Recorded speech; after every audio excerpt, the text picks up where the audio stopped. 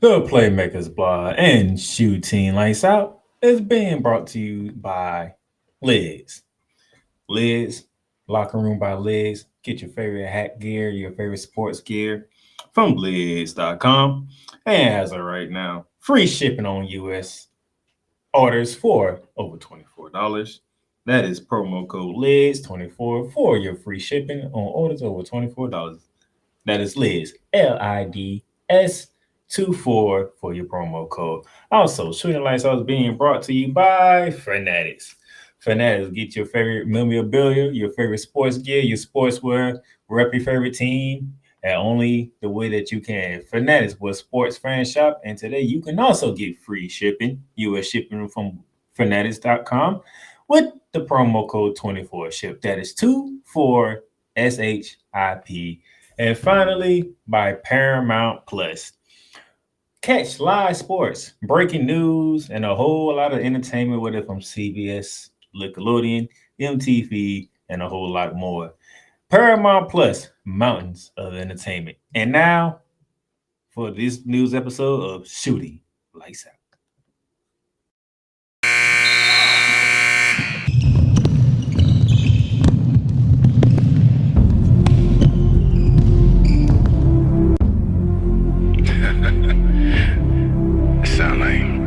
Sound like some Viking music, don't it?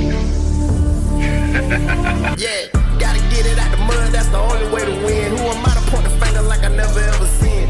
Been through the ups and downs like the letter N. They don't let you through the door, better kick it again. Cause that's the only way to win. That's the only way to go. Gotta get it out the mud, gotta get it out the flow. Cause that's the only way to go, let's go. Shooting Lights Out.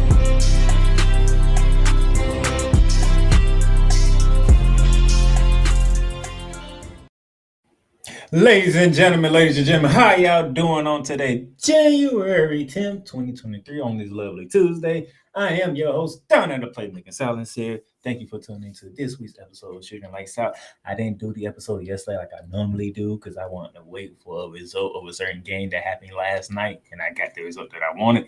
But nevertheless, I'll still be talking about them in a minute. I have two, not one, but two flagrant fouls to give out today.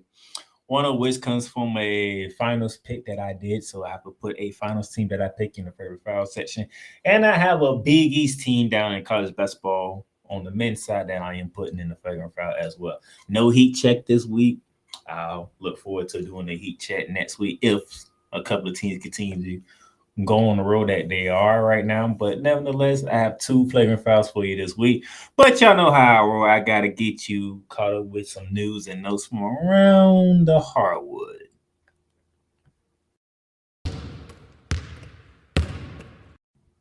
And beginning, we're going to start off with the AP Top 25 for the men's side. As you can see, those of you who are watching on YouTube, thank you for watching on YouTube. If you're new and just watching Shooting Lights Out for the first time, go ahead and subscribe to our channel, the Playmakers Bar channel, and keep up with everything that we got going on. You can go back and look at all the heat checks that I have done, all the flagrant fouls that I have done, all around the Hardwood I have done. Every show that we have done on the Playmakers Bar Network, you go ahead and do that.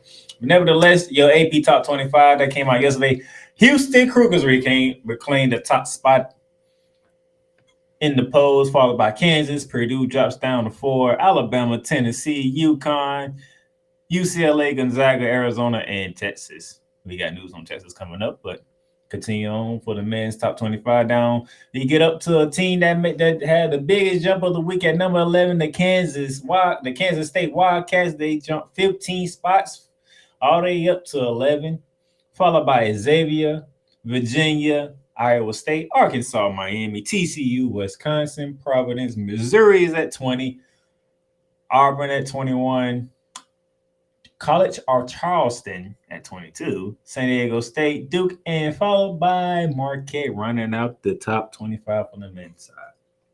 That is your AP Top 25 for this week. And like I said, we did have news on Texas, and back last week, Texas officially fired Chris Beers amongst the domestic family violence charge.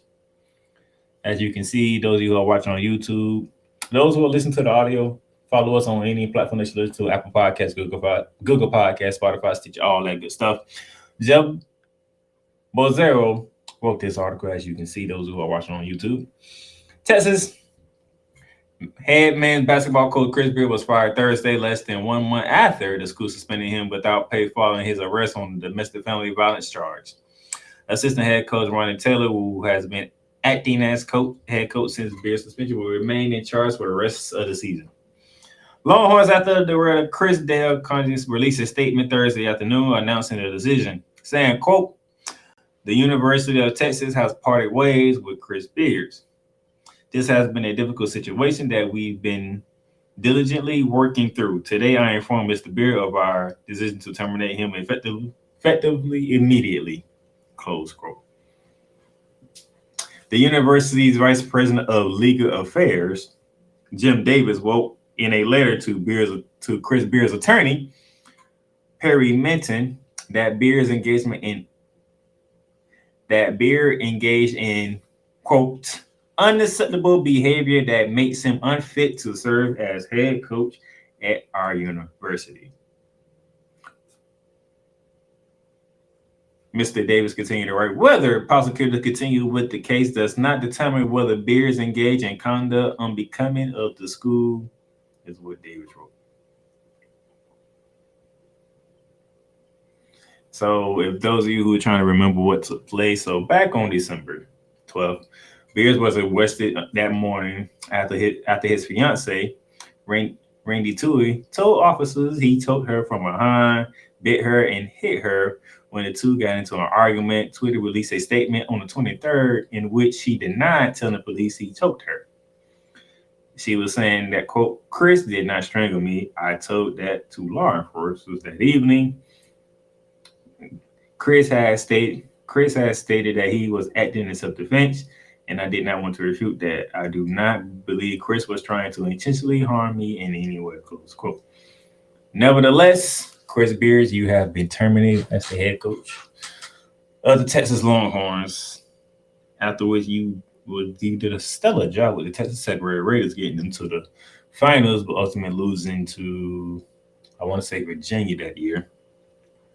You went to Texas, you had them improving, you had them up there in the ranks, but nevertheless, a domestic violence incident, whether it happened or not, as a result of a head coach losing his job.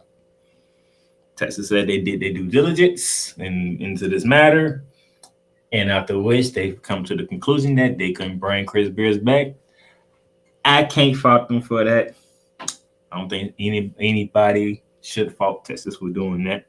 Nevertheless, Chris Beard, hope you and your fiance, y'all work things out by then. Hope everything's good and good right now, and that you'd probably take the rest of the season off, come back, get a new head coaching job somewhere in the country because you're a damn good coach, and you will have the players ready to play. And he's definitely playing some damn defense. If Chris Beard is your coach, you're gonna play defense. Ask Texas Tech. Ask Texas, you're gonna play some defense. So now we have to move on to another one. That's the only one we were going for the men's side. We're gonna switch over to the ladies. As the ladies' top 25 came out on yesterday, as South Carolina still undefeated, so still number one, followed by Stanford, Ohio State, UConn, LSU, Indiana, Notre Dame, USC, Maryland, and Utah rounding out the top 10. Coming in at number 11 is the NC State Wolfpack, followed by Iowa, Virginia Tech, Arizona, Iowa State at 15, Duke, Michigan, Baylor, Oklahoma, Gonzaga coming in at 20, with Oregon at 21, North Carolina 22, Kansas, Illinois, and Villanova running out the ladies' top 25. And we do have news from the ladies' side. As you can see, this was from the Associated Press. It was back on January 6th when the Lady Huskies had to postpone their game against DePaul because they were lacking the eligible amount of players to play the game. The Big East game between number 5, but now number 4, UConn and DePaul on Sunday, had been postponed because the Huskies do not have enough healthy players available to suit up, the conference said. Junior Aaliyah Edwards and freshman Ayanna Patterson were injured in UConn's win at Xavier on Thursday. They joined sophomore Caroline Dohincham, sophomore Aziz Flood, junior Paige Beckers, and freshman Ice Brady on the inactive list. So that is 1, 2, 3, 4, 5. That is 6 players not healthy. You really dressed 12 to 13 players. So that's why they had to postpone. But that's not the only thing that's going on with them. As for Gino Auriemma, he is taking time off to focus on his health as well. So not only is UConn having body drop left and right, their head coach is also stepping away. And furthermore, Beckers, we already knew is not coming back with the season-ending knee injury, but Brady is not coming back as well because she also has a knee injury. Gino Auriemma is stepping away. He had missed 4 games this season due to illness, and it was unclear when he might return. So when he did return, he still wasn't right. This is what Gino had to say. He says, quote, "It's been an extremely difficult month for me. I've been feeling under the weather and run down. I thought I was ready to return, but I need a little more time. I'm going to take a step back to focus on my health and will return when I feel ready." Tumultuous season right now for the Huskies, but they are ranked number 4th in the poll, and they are still playing good ball despite everything that's been going on because it's UConn. Gino Auriemma has built that program to sustain greatness, and they have a 13-2 record so far. But they see going forward as they are going through a very difficult time right now. Continuing on, we have 2 articles, both by M.A. Rupal, and they both center around Dreana Edwards. As those of you who are watching on YouTube, it says Kentucky counters Edwards' post on not signing waiver. That article is based on the fact that Miss Edwards decided to transfer out of the University of Kentucky to Baylor through the transfer portal. Yet, what Kentucky is claiming is that the letter or the form that was sent to them is not the form that is needed for them to sign to make the transfer actually go through and make her eligible to play. Now, the problem with this is that she transferred from another school. Don't have it on top of my head right now. But as you see, back-to-back articles. She started her career at Utah. So this is what it is. Before it was because it's a second transfer, having started her career at Utah, Edwards was not eligible for the one-time transfer exemption that would have prevented her from sitting out this season, nor was she eligible to play right away as a graduate transfer, as she did not graduate from Kentucky. Nevertheless, Kentucky is not signing a form that is not the correct form. Secondly, is that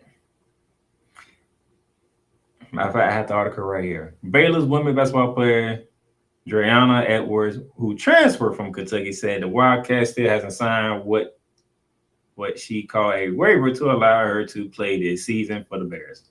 However, Kentucky countered that what the school was asked to sign was not a waiver, but an NCAA no participation opportunity form, certifying that Edwards would not have had the opportunity to play if she stayed at Kentucky, which she attended the previous 3 years. Kentucky says it would have been false to sign the form, and that Edwards was informed of that before she transferred.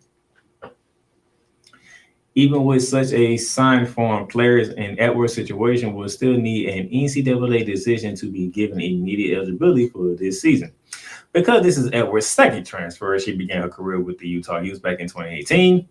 She is not eligible for the NCAA's current policy, allowing a one-time transfer exemption that keeps players from having to sit out a year. Edwards acknowledged in her social media post that she did not graduate from Kentucky and thus could not be immediately eligible as a transfer grad either. She said she has made progress towards her degree with 33 credit hours over the past 6 months from Baylor. So that's step one. You knew the situation you were going into, and you still didn't do what you're supposed to do to end up playing.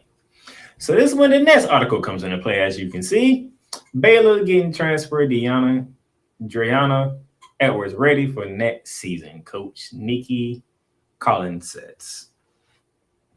Baylor's women's basketball coach, Nikki Collins, says while she wishes for Dreana Edwards will be able to play this season, she hopes to help her prepare for her future with the Bears and beyond.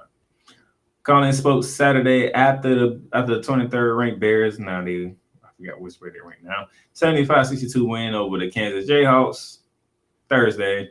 Edwards posted on social media about her eligibility situation. She is transferring from Kentucky this spring. Because it's her second transfer, having started at Utah, Edwards was not eligible for a first-time exemption. Nor was she eligible to play right away as a graduate transfer, as she did not graduate from Kentucky.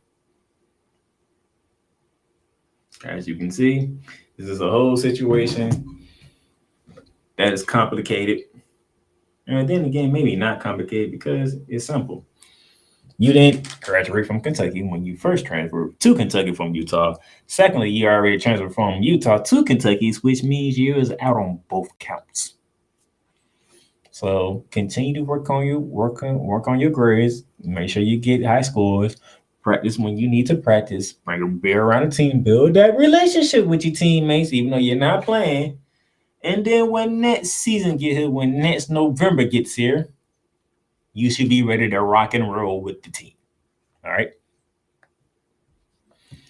From the women's game to the NBA. Lakers, LeBron James tops pursuit of scoring record, staying great at 28. Now, for those of you know, I am not a Lakers fan. For those of you know, I have been avoiding talking Lakers outside of me giving them a flagrant foul with one of the opening Flagrant Fouls that I gave, because that was just very disrespectful how they was started off the season. Yet, nevertheless, LeBron James is closing in on the record. I believe he's less than 500 away from the record, if I remember correctly. And he's doing his thing. He's still putting up tremendous numbers at the age of 38. I will admit, I will not deny that. Nevertheless, LeBron James, however, is a guy who wants to be known as a winner.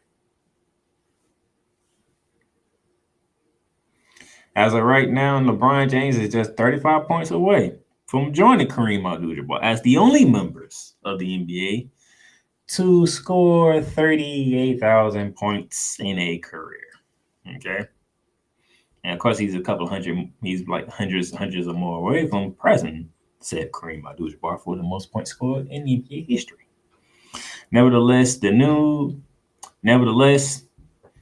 James he was named the Western Conference Player of the Week after averaging 35 points, 8.7 rebounds, and 7.7 assists in his previous 3 games, as the Lakers went on a 5-game winning streak that ended against the Denver Nuggets, with a game that LeBron James sat out. And yet, still, the focus is centered around LeBron because they want to see LeBron pass the Kareem Abdul-Jabbar for the most scored points ever. Nevertheless, he will when he will. It's not if, it's just when. And when he does it, my question is, what would the Lakers be at that moment in time? Because as of right now, if I'm looking at the standings correctly, the Lakers are 3 games under 500. Can the Lakers, with LeBron James, be in playoff position when LeBron James take the record? That is my question. Will the Lakers ever get above 500 before LeBron takes the record? That is my question. If he gets the scoring title, correct? If he gets the scoring record, correct? But the Lakers are not in playoff contention and they are under 500. I won't give a damn. Because LeBron James supposedly he wants to win championship. He wants to be known as great. Even though people are already giving him great, and he wants to be known as the greatest and all this other stuff. You can't. You have to win another championship. You have to be on the road to a championship. You've been to 10 finals. You won 40% of them out of 10. You're 4 out of 10 in championships. That's not good. Man, you're a 4-time champion. We'll say that. But you lost 6 of them. That is a big indictment against you, Mr. James. You lost more than half of the times you've been to the championship. There's another guy in a different sport that's been to the Super Bowl 10 times. He's won 7 of them. Only lost 3, with 2 coming to one team. But nevertheless, he's won more championships than every NFL franchise. The Cowboys, who you are a fan of, Mr. James, only won 6 championships. The San Francisco 49ers have only won 6 Super Bowls. The Pittsburgh Steelers only won 6 Super Bowls. Thomas Edward Brady has won 7. And right now he's in the playoffs getting ready to try to go for number 8. Speaking of which, we'll be going against the Dallas Cowboys. Ironically, then I'm talking about LeBron James, and his team is going against the guy that I'm comparing him to, Tom Brady. So, Mr. James, it'll be a great congratulations. Yay. Hooray. That you will get the ultimate scoring title. Nevertheless, you still lost 6 championships and only won 4. Can you make that 5 and only 5 and 6? Then I'll feel a little more confident. I'll be less critical of you. Until then, I can care less. Speaking of the Lakers, they are hoping to ramp up Mr. Anthony Davis when the Lakers come back from their road trip. David Miniman wrote this article as well. He did the other article, the LeBron James article. The pain in Anthony Davis' right foot continues to subside, and the Lakers start plans to begin to ramp up process to return to play when the Lakers return to LA this week, lead sources tell ESPN. Davis missed his 13th straight game Monday, a 122-109 loss to the Denver Nuggets because of a bone spur fracture off the notoria bone on his right foot, as well as stress reaction. The Lakers are now 7-6 overall without Mr. Anthony Davis as they wrap up their 2-game world trip.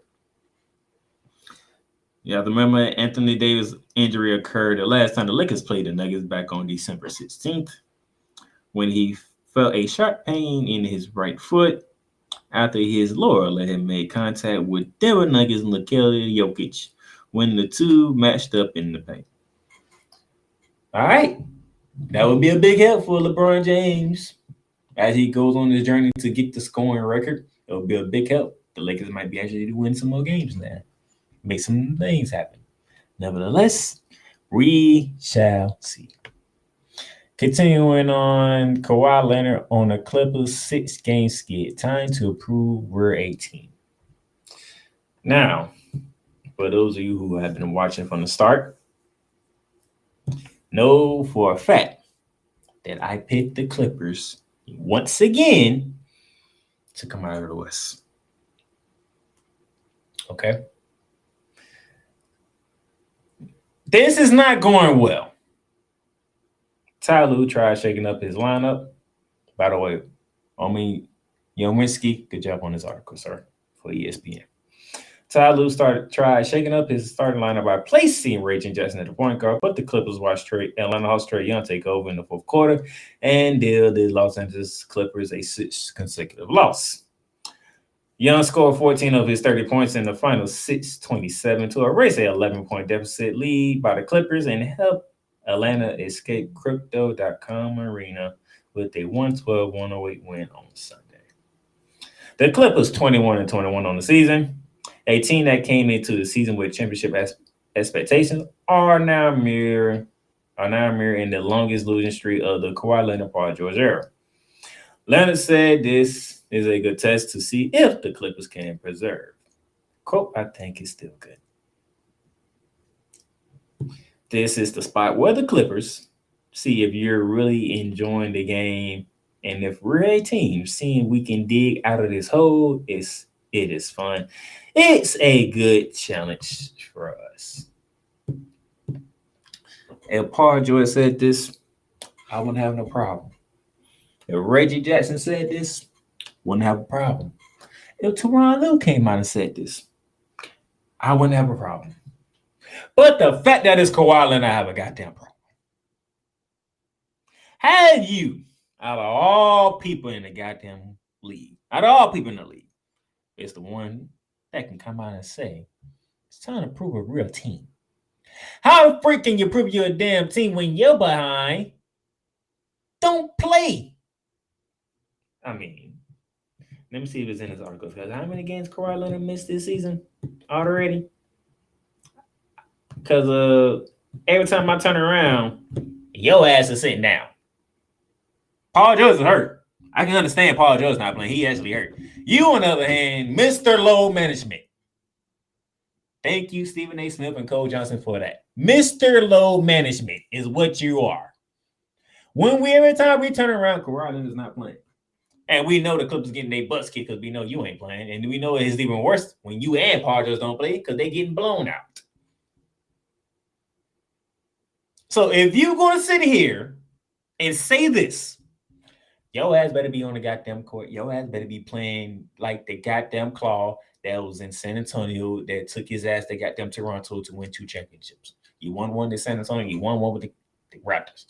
When let me know when that Kawhi Leonard is back. Until then, Kawhi Leonard, shut up. I don't want to hear from you unless you playing ball. Now, go on to my last around the Hardwood note for today, and it's the biggest one. Nets say Kevin Durant out at least 2 weeks with a MCS sprain. This was on yesterday's. I have a new one that came out later on that day that says that Kevin Durant is expected to miss a month. Okay. Brooklyn star forward Kevin Durant is expected to be sidelined for approximately a month. Sources tell ESPN's Andrew Wojnarowski on Monday. The Nets announced Monday that Durant, diagnosed with a isolated MCL sprain on his right knee, will be evaluated in 2 weeks. Durant missed 6 weeks with a left MCL sprain beginning in January of last season, but there is confidence that this is less severe than that won't sideline the MVP candidate more than 4 weeks. Durant sustained an injury in the third quarter of the Nets 102-101 victory of the Miami Heat Sunday night. The injury occurred with 1:05 left in the third quarter as Heat swingman Jimmy Butler went to the rim but got his shot blocked by the Nets big man Ben Simmons. Butler fell back into Durant's knee and Durant stayed on the ground for a few moments but remained in the game. Durant kept rubbing at the knee up and down the floor and was taken out. When the Nets called timeout about 30 seconds later, he walked straight back to the locker room to get checked out and did not return. This is a shame because the Nets has been rolling. They was on a 12-game winning streak. I think they're on another winning streak right now. The Nets has been rolling. They've been balling. Kyrie Irving has been on his best behavior. He's not even speaking. He's balling. Ben Simmons, there's no more APB out on him. He's showing up for every game and playing. Like the article said, Kevin Durant is an MVP candidate. That's how much he was balling. Jock Vaughn's done a great job with this team. Okay. He's shown a great diligence and great coaching aspects with this team. It's hard. It's a shame to see what's going on with Kevin Durant. But nevertheless, Kyrie Irving, it's time for you to step up, sir.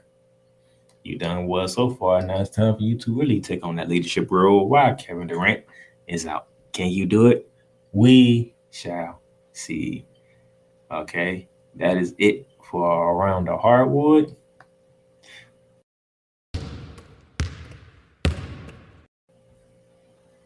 All right, when we come back, ladies and gentlemen, we have a Flagrant Foul to give out, our first of two.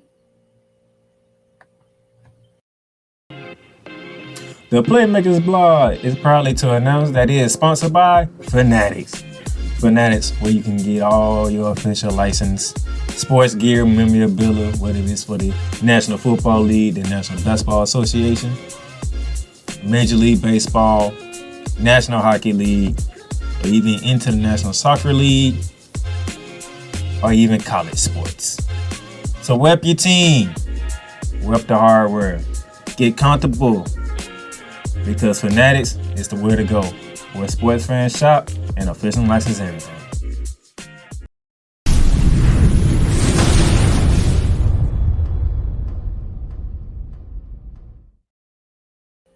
And welcome back to Shooting Lights Out. As you just saw, it's time to hand out a flagrant foul. And our first flagrant foul takes us to college basketball.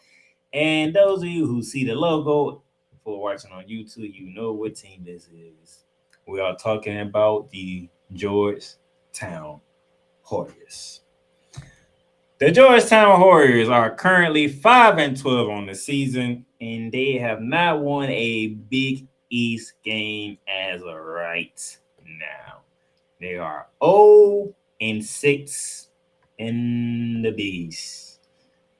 They are currently 11th in the Big East, which is the final slot of the Big East, ladies and gentlemen.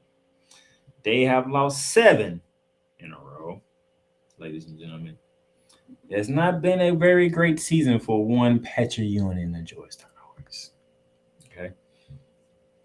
As you can see from the start of the season, Coppin State, they won by 10 in overtime, by the way. And then they took out Green Bay and blew them out. Your first loss came to Northwestern, a Big Ten team, and you lost by 12. Loyola Mario beat you at home. They basically blew you out. LaSalle beat you at home. No, you beat LaSalle after you lost 2 straight. Then American comes in and beats you. You beat UMBC, which is Milwaukee. I forgot Milwaukee, something like that. You beat them. Then you go to Texas Tech and you get beat. So you leave the month of November 500, 4-4. Questionable losses. But you're 4-4 in this Georgetown. Allen Iverson, Patrick Ewing. Right, let me go to the Georgetown greats. Patrick Ewing, Jeff Green, Dikembe Mutombo. I mean, Allen Iverson. This is Georgetown we're talking about here, you know. Robert Orr, who people remember him? He's big behind. It's a number of people that I can just throw out there to say. Alonzo Mourning, you know. These are great. This is Georgetown we're talking about, the Hoyas. And then you begin the month of December against the South Carolina team, who hasn't really been doing anything as of note. I mean, I am a SEC guy. If you've been following me, South Carolina ain't nothing. South Carolina, they 7-8 overall. They lost their first 2 games of the conference play, but you lose to South Carolina. You beat Siena. You go to the Q-Dome Syracuse and you get blitzed. You come home to Xavier for your Big East beginning. You get beat there. You lose at UConn. You lose at DePaul. You come home, you get beat by Butler. You lose to Villanova and you lose to Marquette. 1, 2, 3, 4, 5, 6, 7. There's go your 7 straight losses right there. Okay. I am baffled by this because this is Georgetown, Patrick Ewing. You know, you think you bring in Patrick, you bring in a guy who's from the town, from the school, to get the team rolling, to get it going and get it popping. Nah. So now you have a game tonight at home against Seton Hall. That is on FS1 at 8:30. After that, you go to Villanova. That is next Monday. So you have from Tuesday to Monday off before you go to the city of brotherly love in Villanova. After that, you go and take on Xavier before you face DePaul at St. John's, Creighton, UConn, and Providence. Can you turn it around? We shall see. But as of right now, it's not looking good for Georgetown. Like I said, this is Patrick Ewing's 6th season as the head coach of the Georgetown Hoyas, 5-12 overall, 0-6 in the Big East in his 6th season. Nevertheless, as the head coach for the Georgetown Hoyas, Patrick Ewing has a record of 73-95 overall. In Big East play, he is 26-67.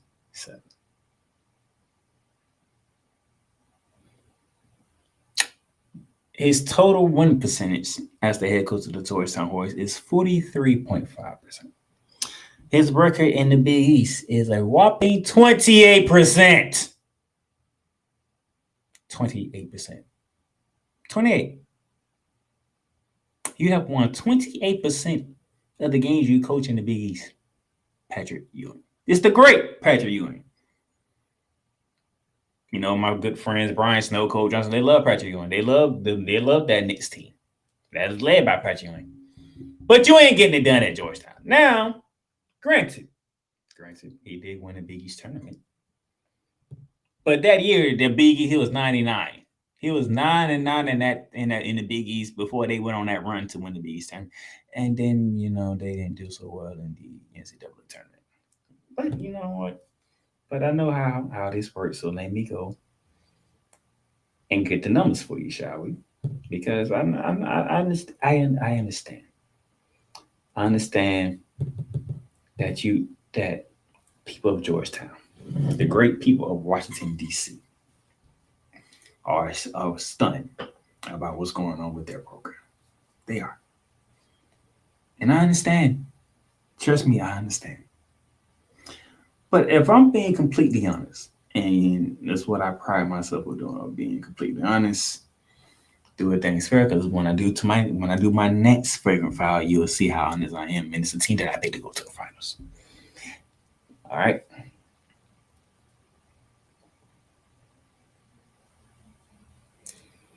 Patrick Ewing.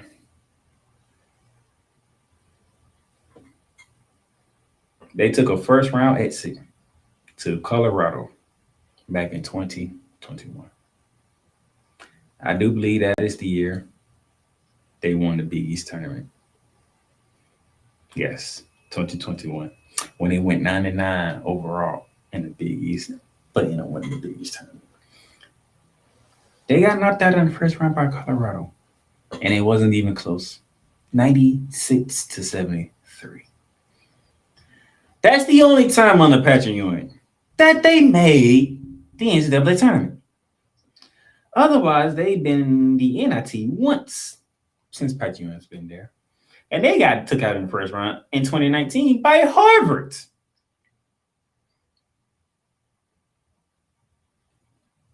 So,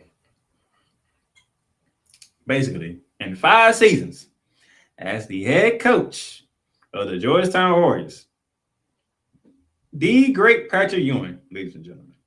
You know, for those of you who don't know about Patrick Ewing, 11-time NBA All-Star, All-NBA first team in 1990, 6-time All-NBA second team, 3-time defensive second team, Rookie of the Year in 1986, All-Rookie team that same year. He was a member of the NBA Anniversary 50th team and the 75th team. The Knicks have retired his jersey number 33. He was the NCAA champion for the Georgetown Hoyas back in 1984. He was voted most outstanding player that year.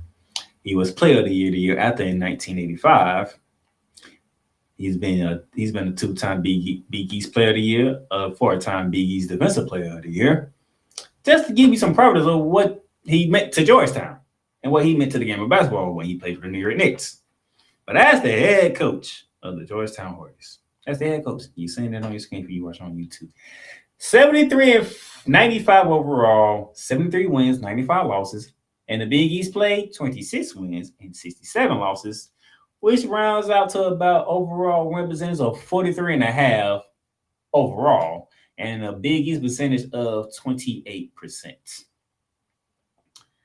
Has one Big East tournament title in 2021. He's only been to the NCAA tournament that one time.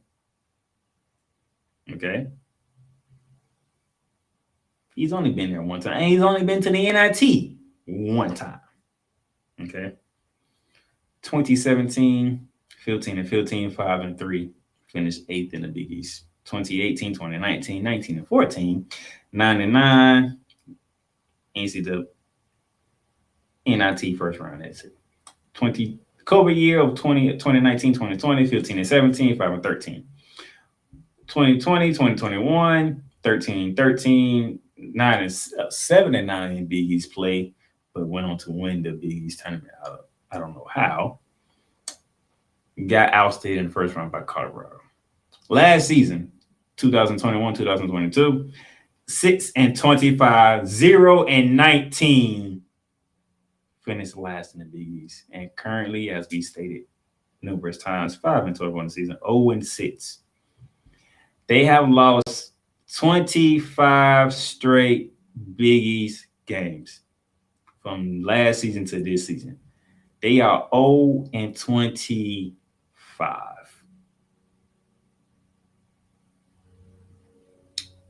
This could be Patrick Ewing's last year as the head coach of the Georgetown Warriors. It would be a shame, but it will probably be well deserved, sir. Because this team is not a Georgetown team that we look forward to watching. Georgetown and Patrick Ewing, you guys get the flagrant foul.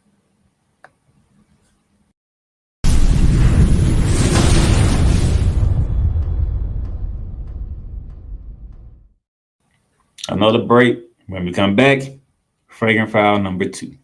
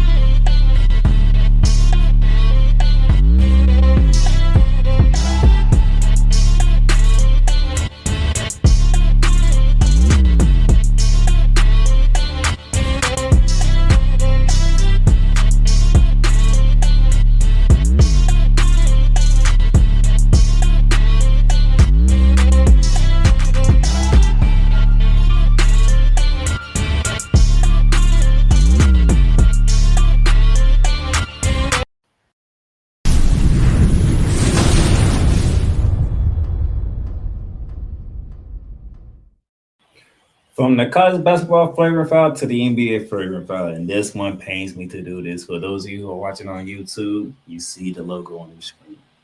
Those of you who are listening to the audio version, this flagrant foul from the NBA comes to the one only Milwaukee Bucks. Now, those of you who might be looking around, looking at whoever you're listening to with, or looking at the mirror or whatever it is, like, why is the Playmaker doing a flagrant foul on the Milwaukee Bucks, who currently sits third in the East at 26 and 14? It's a very good question. Very good question. Currently, even though this says 25-14 on the screen, this is actually 26 and 14 because they did beat the Knicks yesterday, and I will get to that in a minute. 19th in points per game at 112.4. Number 1 in rebounding at 49.3, basically 50 rebounds a game. 18th in assists at 24.5. And 9th in opponents' points per game at a 111.2.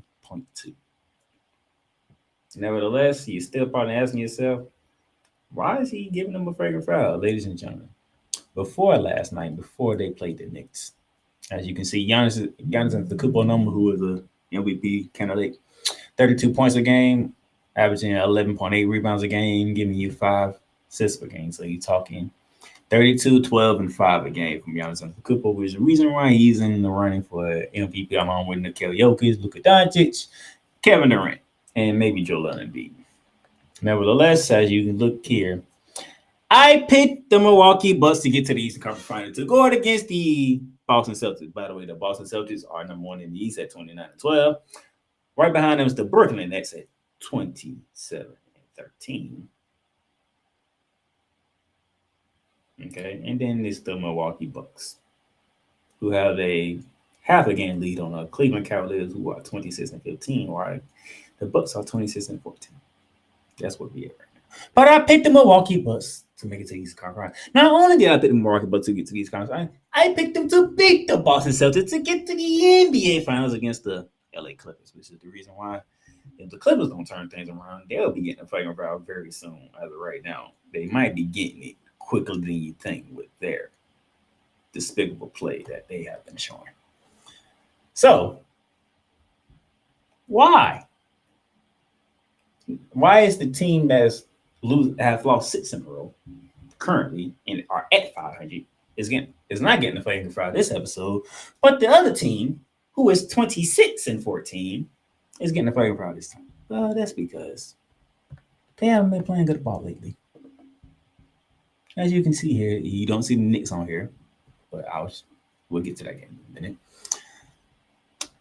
You beat the New Orleans Pelicans back on the 19th of December. Then from there, at Cleveland, at Brooklyn, at Boston, and at Chicago, all L's, all losses. Before you beat Minnesota at home, and then Washington comes in there and blows the doors off you. Then you return the favor against Washington before Toronto beat you, and then Charlotte comes into Milwaukee, and then they beat you by 30. I want y'all to understand the Flagrant Foul here. You lose to Cleveland, understandable. You lost by 8. You get your doors beat off you by the Brooklyn as part of that 12-game win streak that they had by 18. From there, on Christmas Day, you get the doors blown off you again by Boston, 5 p.m. right across when the Los Angeles Rams decided to blow the doors off the Denver Broncos. That was happening at the same time. Then you go to Chicago and you get beat. Then you get the doors blown off you New Year's Day by the Washington Wizards. And then on the 6th, the Charlotte Hornets beat the doors off you at home. Okay. Now, I'm going to continue. This is what happened last night, ladies and gentlemen. This is last night. This is how they got to 26 and 14. 111-107 win at Madison Square Garden over the New York Knicks. Bucks come from 17 down, stop Knicks 4-game win streak. Giannis Antetokounmpo could feel the Bucks playing with more energy and could sense a shift in their confidence on their 3-point shots. This is what was said last night. Speaking of that game, Jalen Brunson went for 44.7 and 4, but it wasn't enough. Mr. Giannis, 22, 10, and 5. Okay. 10 points less than his average, but 2 rebounds less than his average, but you get the point. So the shooting was terrible in this game last night. Milwaukee shot 43.8% from the field. New York shot 38% from the field.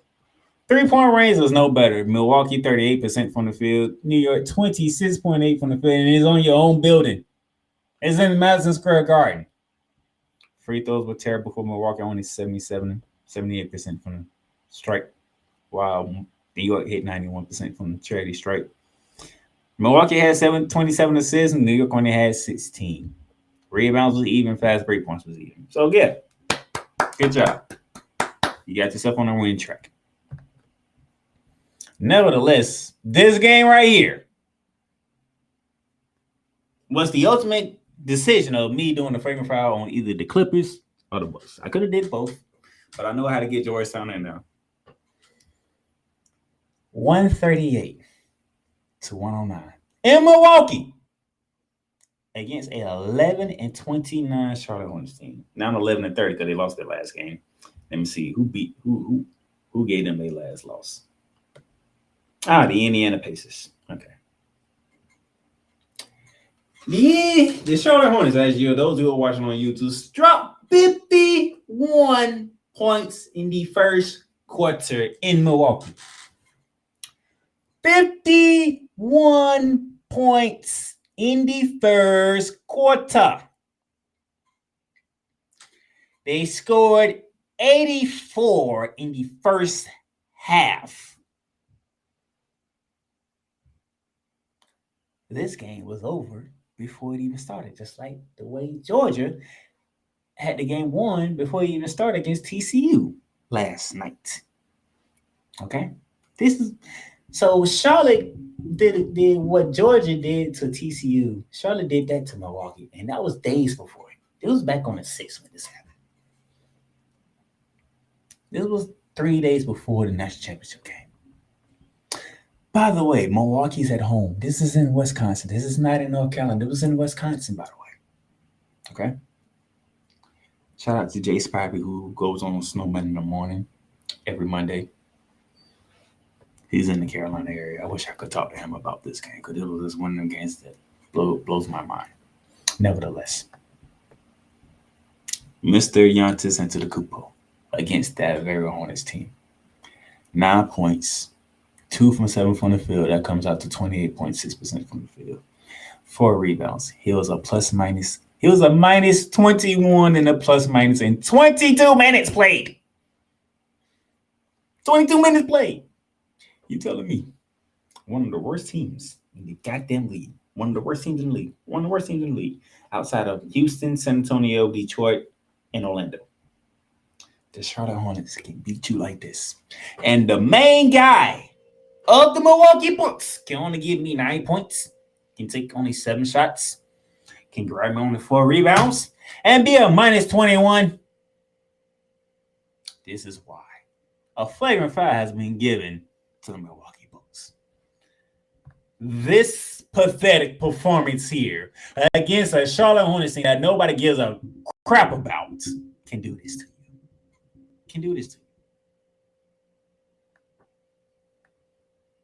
I'm stunned and amazed. Now, part of the reason why the Milwaukee Bucks do struggle from time to time is because this guy right here, Chris Middleton. The Milwaukee Bucks have played at this moment. This was 39 games. They have played a total of 40 games here. And of those 40 games, Chris Middleton has only played 9. Thus, he has missed 30 plus games this season. Nevertheless, Milwaukee still is within the top 3 of the NBA in the East. Okay, they still have a chance for the top spot of the East. Now, but the problem is you will need Chris Middleton because Giannis can't do it by himself. Jrue Holiday, he wants to have his games when he wants to have his games. Just like last night against New York Knicks when he helped bring the Bucks back from down 17 to win that game. We don't get that consistently from Jrue Holiday. We know what we getting from Giannis. We're going to know we get from Giannis. Bobby Portis, he has those games every now and then. Brook Lopez, he has those games every now and then. But you're going to need Chris Middleton back. You're going to need him back. You're going to need him back playing with the team so the team can get it back in a rhythm with Chris Middleton. But the fact that he has missed 30-plus games already is not a good sign for my Milwaukee Bucks because I got them going to the finals. Nevertheless, hopefully they will get it together. They will turn around and they will handle business like I know they can. But as of right now, because I am a fair-minded guy, I have to do this to the Milwaukee Bucks. Now, like I say, you just beat the Knicks. Tomorrow, you face the Atlanta Hawks. Be prepared. Okay, that's the beginning of the 4-game winning streak. You started off good. You went into Madison Square Garden. You took care of them. Now you got to go to State Farm Arena and take care of the Atlanta Hawks before you have back-to-back games with the Miami Heat. Before you come back home, you face Indiana and Toronto. Before you go on the road against Cleveland again and a woeful Detroit team. Before you face off against Kill Jokic and the Denver Nuggets. The Indiana Pacers again. Before you see Zion Williamson and those Charlotte Hornets come back to Milwaukee. Maybe this time by the end of the month when the Charlotte Hornets return to visit back to Milwaukee, that you'll give them the beating that they so richly deserve. Okay? So how you started the month is how I want you to end the month. You started the month getting your ass whooped. I want you to end the month giving out ass whoopings, okay? Can you do that for me? But as of right now, our flagrant foul is on the Milwaukee Bucks.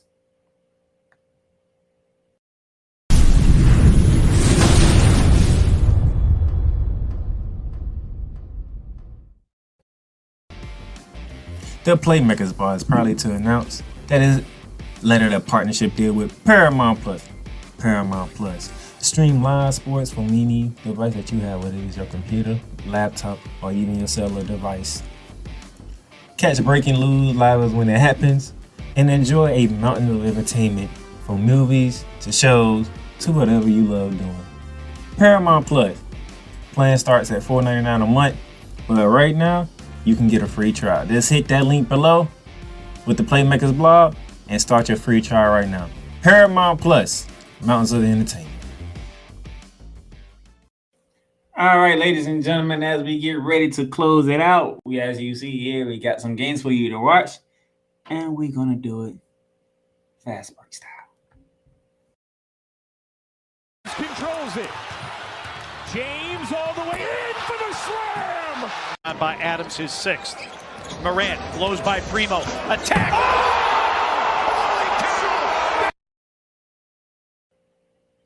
All right, beginning tonight, as we begin this off, we are in the women's bracket. For the women's, we have 17th-ranked Michigan taking on Purdue. That is 6:30 tonight on the Big Ten Network. Can the Lady Wolverine get to 14 wins, or will Purdue pull off the upset?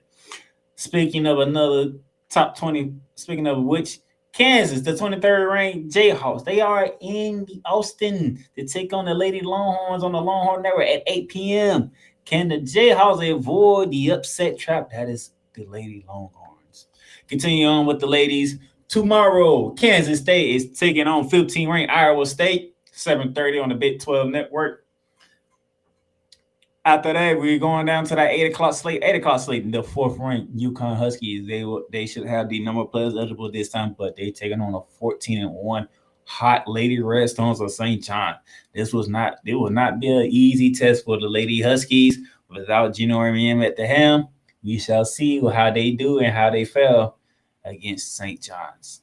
Also at 8 p.m. on the Big 12 Network, Oklahoma State. They are on the road. They are in 18th-ranked Baylor Bear country. Baby Bears, they are pretty good at home. They don't lose much at home. Oklahoma State have a tough hit battle trying to pull off a road upset. Speaking of road and tough battles, 19th-ranked Oklahoma Sooners, the Lady Sooners are on the road. They are taking on the Texas Tech Red Raiders, a hard place to play in when it's coming to Lubbock, Texas. Can the 19th-ranked Sooners keep it going?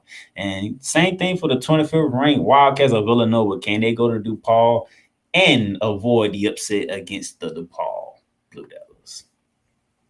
Continue on tomorrow for the ladies.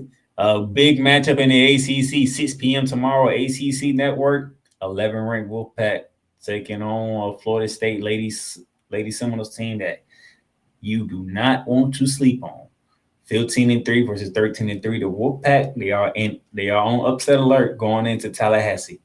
We have a top 10 showdown in the Big East at 6:30 on the Big Ten Network. Not on the Big East, but the Big Ten, top 10 Big Ten matchup on the Big Ten Network at 6:30. Sorry about that, trying to go too fast. 9th-ranked Terrapins take on 6th-ranked Indiana. Terrapins and Hoosiers, can you get it going? Let's see who's going to come out on top. Indiana 14-1, Maryland 13-3. Somebody's going to take that extra L, and it could be pivotal when it comes down to Selection Sundays and what seeding one of these teams get. The number one team in the country, they are facing off against the last team to ever beat them, the Kentucky Wildcats. You remember ACC title on the line. Ryan Howard, who played a phenomenal season with the Atlanta Dream in the WNBA season. They shocked the world by taking down South Carolina and taking home the SEC title. Well, number one, South Carolina avenged that loss with a vengeance when they go to Warp Arena at 7 p.m. on the SEC Plus Network. From the ladies, we continue on with the ladies. We have the 5th-ranked LSU Tigers, who will alter their best start in program history for the Lady Tigers, 16-0, but they take that undefeated straight to Missouri A 14-3 Missouri team, and it's not easy to win in Columbia, Missouri on the SEC network. Wake Forest and Notre Dame get together at 7 p.m. Louisville and Virginia Tech faces off as well, along with Clemson and Duke. North Carolina and Virginia get together. All right, from the ladies to the men. Speaking of which, we ended the ladies talking North Carolina, Virginia. We begin talking North Carolina, Virginia tonight on the men's side, 9 p.m. ESPN. The second of our doubleheader, because our first of our doubleheader takes us to the Big Ten. Michigan State, Wisconsin, 7 p.m. ESPN. Tom Izzo trying to get a big win for his Spartans, but they got to go to Madison, Wisconsin to take on the Badgers. Right around the same time on ESPNU, Oklahoma State, Kansas State, down in Manhattan, Kansas. How will the Kansas Wildcats face off on this one? Continue on with tonight's slate for the men's. Texas Tech is in Ames, Iowa to take on the 14th-ranked Iowa State Cyclones. There should be a doozy one down in Iowa. Oklahoma, they are going to Rock Chalk Jayhawk Town as they face off against number 2 Kansas. At 9 on the ACC network, the battle for Tennessee begins when Vanderbilt takes the trip to Knoxville to take on the 5th-ranked Tennessee Volunteers. Sticking with the SEC, going out to the west side of the SEC, Auburn, 21st-ranked Auburn Tigers are going to take on the Ole Miss Rebels. And in the Mountain West, we have Nevada going on the road to San Diego State to take on the 23rd-ranked Aztecs. Tomorrow, we have a Big East showdown. Marquette, 25th, hosting number 6 UConn. This could be a doozy. This could be a real doozy going towards the Big East tournament. I'm looking forward to that. That is at 7 p.m. Also at 7 p.m., number 4-ranked, the Crimson Tide of Alabama. They are in Bedford, Arkansas to take on 15th-ranked, the Arkansas Razorback. Like I said with the UConn Marquette, this is the same thing with this one for the SEC tournament seeding.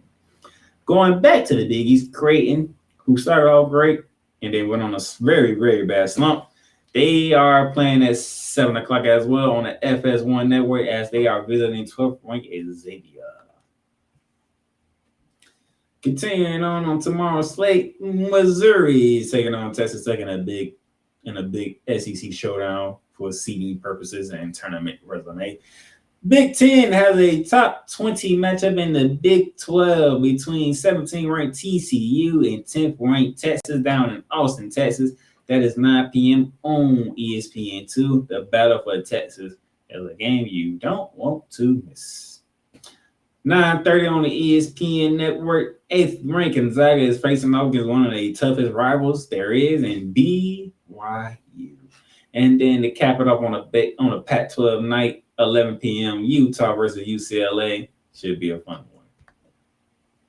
And then from there, let's go to the NBA tonight, ladies and gentlemen. Tonight in the NBA, beginning with the TNT doubleheader, kicking off with Oklahoma City Thunder in South Beach to take on the Miami Heat. A game that most people would like to watch if they had the opportunity. At 9 p.m., the Cleveland Cavaliers, they are in Salt Lake City to take on the Utah Jazz, 2 teams who are looking good, who are playing some good ball. But our second doubleheader on the TNT network, 10 p.m., it is the Phoenix Suns versus the Golden State Warriors. Will Devin Booker play for the Suns? Will Steph Curry return for the Golden State Warriors? What will Klay Thompson? What will Chris Paul do?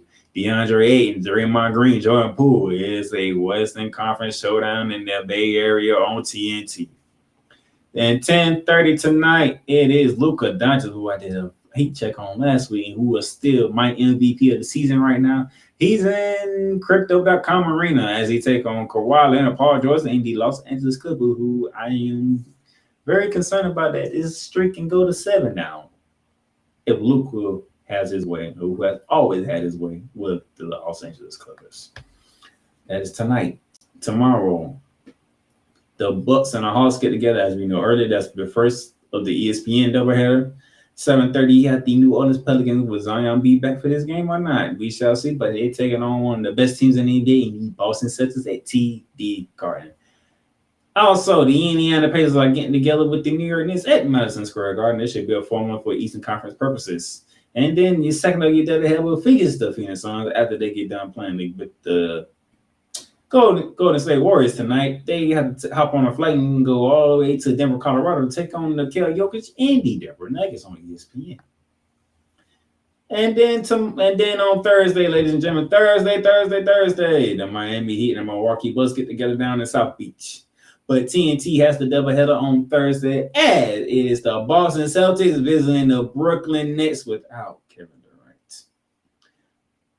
Also, then down at 10 p.m., we have the Cleveland Cavaliers facing off with the Portland Trailblazers. But our second doubleheader of TNT puts Luka Doncic right back in Crypto.com Arena. After he gets done with the Clippers, he faces off with LeBron James and the Los Angeles Lakers, who they beat on Christmas Day. And that, ladies and gentlemen, is the games to watch on a fast break edition of Fast Break. Controls it. James all the way in for the slam. By Adams, his sixth. Morant blows by Primo. Attack. Oh!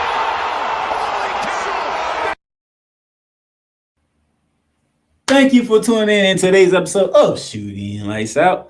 As we get ready to go, those of you who are watching on YouTube, thank you for watching. Subscribe to the YouTube channel to keep up with everything that we do. Those of you who are listening on the audio version, let us know. Subscribe with us on Apple, Google, Spotify, Stitcher, iHeartRadio, Amazon Prime, whatever the case may be, whatever your favorite platform is. Go ahead and follow us, subscribe to us. Leave us a review. That would be nice to know how we're doing and what we can do better at. And then, last bit of business, like I said, you can get free U.S. shipping for either Liz or Fanatics, depending on what you like better. For Fanatics, it is 24 SHIP 24 ship, and for Liz, it is Liz 24 LIDS24. From the Playmaker out here in the good old state of Florida, thank you for tuning in to Shooting Lights Out. I will catch y'all next week.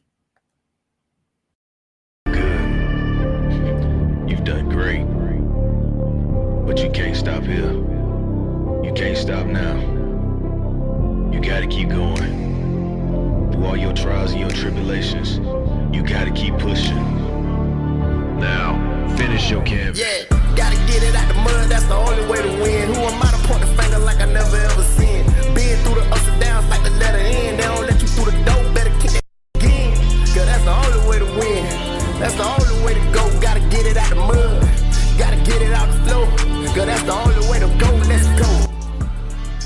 Thank you for tuning in to today's episode. If you want to follow the podcast, you can follow it on all streaming platforms, including Apple Podcasts, Google Podcasts, Spotify, Stitcher, and a whole lot more. This has been Shooting Lights Out. Masterpiece.